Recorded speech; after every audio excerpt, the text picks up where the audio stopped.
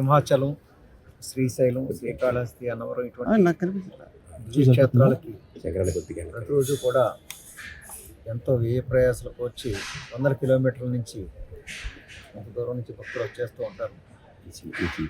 అలా విచ్చేసే భక్తులందరికీ కూడా వాళ్ళు ఏ ఉద్దేశంతో అయితే ఇక్కడికి వస్తారో ఆ భగవద్ దర్శనం, ఆ ప్రశాంతత, మానసిక ప్రశాంతత, ఈ క్షేత్రాల నుంచి వారి కొంత శక్తిని పొంది వెళ్ళాలనే ఉద్దేశంతో వేలాది మంది భక్తులు ప్రతిరోజు ఈ దివ్యక్షేత్రాలకు రావడం జరుగుతుంది.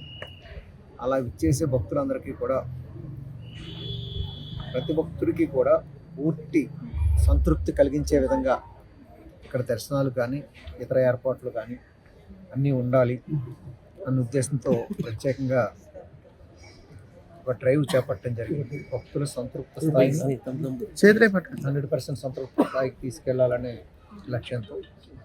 100% సంతృప్త స్థాయి అనేది నిజంగా కష్టమైన పనే, కానీ ఇటు పరిస్థితిలో నా స్థాయికి తీసుకెళ్లాలనే ఉద్దేశంతో అన్ని దేవస్థానంలో కూడా కొన్ని ప్రత్యేక చర్యలు చేపట్టడం జరిగింది. ప్రధానంగా RJC cadre executive officers, deputy commissioner cadre executive officers ఉన్న చోట్ల ప్రత్యేకంగా మేము ఎస్ఓపీలు ఇవ్వటం జరిగింది.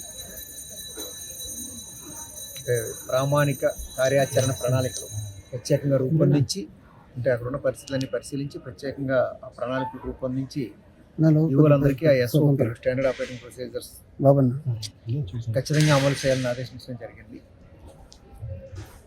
ప్రధానంగా దర్శనం క్యూ లైన్ మేనేజ్మెంటు, అంటే దేవాలయంలో భక్తులకి దర్శనం కల్పించే విషయంలో, అదేవిధంగా పారిశుద్ధ్యం విషయంలో, మంచినీటి సరఫరా, అదేవిధంగా వాష్రూమ్స్, మౌలిక అవసరాలకు సంబంధించి, ప్రసాదాల తయారీ, వాటి శుచి రుచి రెండింటిలోనూ కూడా క్వాలిటీ మెయింటైన్ చేయడానికి సంబంధించి, అదేవిధంగా అన్నప్రసాద వితరణకు సంబంధించి,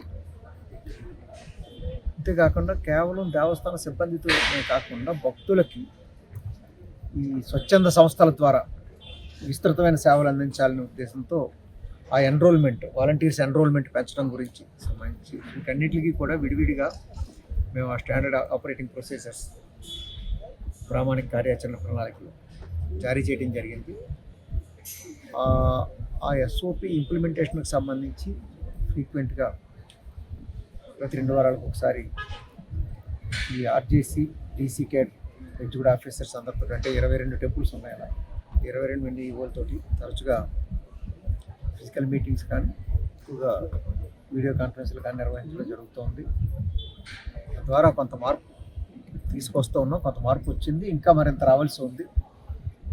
రాను ఆ అమలు, ఆ రేట్ అనేది పెరిగిన తర్వాత సంతృప్తి స్థాయి అనేది కూడా తప్పనిసరిగా జరుగుతుంది. భక్తులందరూ పూర్తి సంతృప్తి స్థాయి తీసుకెళ్లాలని లక్ష్యంతో ఈ డ్రైవ్, స్పెషల్ డ్రైవ్ని చేపట్టడం జరిగింది. సత్య ప్రచారం అని చెప్పి దాని మీద ఈఓ గారు కూడా పోలీస్ కంప్లైంట్ ఫైల్ చేయడం జరిగింది. దాని మీద వారు విచారణ.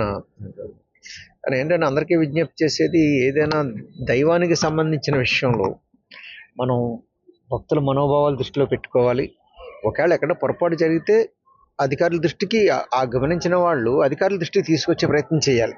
దానికి ముందు అధికారుల దృష్టికి తీసుకురాకుండా ప్రచారం కల్పించే ఉద్దేశం కంటే అధికారుల దృష్టికి తీసుకొస్తే అధికారులు వెంటనే తప్పనిసరిగా రెస్పాండ్ అవుతారు. చరిత్ర సృష్టించినోడు ఇప్పుడు ఆ చరిత్రని తిరగరాయబోతున్నాడు. అబద్ధాల గోడల్ని బద్దలు కొట్టి నిజాలను రాగా మీ ముందుంచబోతున్నాడు. నిజమైన వార్తల కోసం వెంటనే డౌన్లోడ్ చేసుకోండి రా యాప్ని.